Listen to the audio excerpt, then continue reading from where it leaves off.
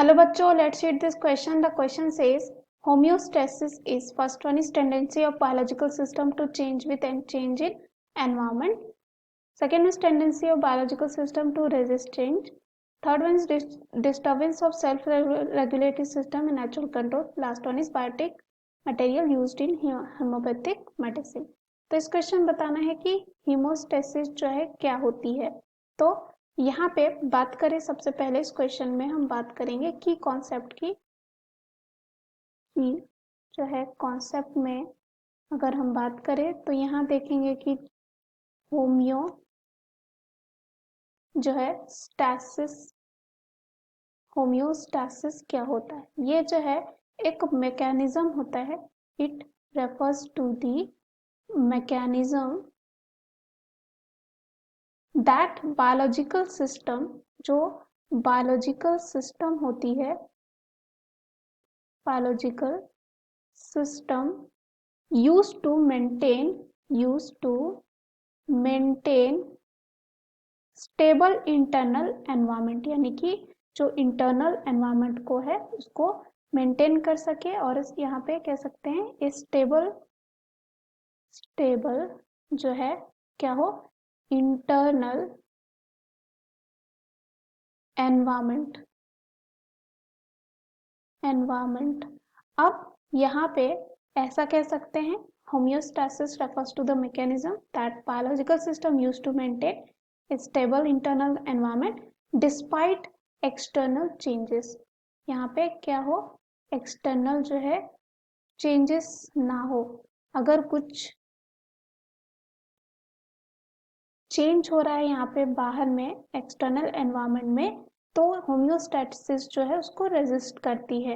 अब ये जो है ये लिविंग ऑर्गेनिज्म में रेगुलेट करता है इंटरनल एनवायरनमेंट को ताकि वो मेंटेन कर सके क्या स्टेबिलिटी एंड फंक्शन। उसके बाद जो स्टेबिलिटी होती है वो क्रूशियल होती है सर्वाइवल ऑफ सेल्स, किसका यहाँ पे सेल्स का सर्वाइवल के लिए, साथ ही साथ यहाँ कह सकते हैं एंटायर ऑर्गेनिज्म के लिए। तो ये जो है टेंडेंसी होती है बायोलॉजिकल सिस्टम की टू रेजिस्ट चेंज। अगर एक्सटर्नल एनवायरनमेंट में कुछ चेंज हो रहा है तो होम्योस्टेसिस उसको रेजिस्ट करती है, चेंज होने से वहां पे हेल्प करती है। पहला ऑप्शन यहाँ पे दे रखा है tendency of biological system to change with change in environment. ये गलत होगा क्योंकि इसमें टेंडेंसी होती है बायोलॉजिकल सिस्टम की ये क्या कर सकता है रेजिस्ट कर सकता है चेंज, ना कि ये चेंज होगा विद चेंज इन एनवायरनमेंट। दूसरा tendency of biological system to resist change, जो यहाँ पे इस क्वेश्चन का क्या हो जाएगा आंसर हो जाएगा।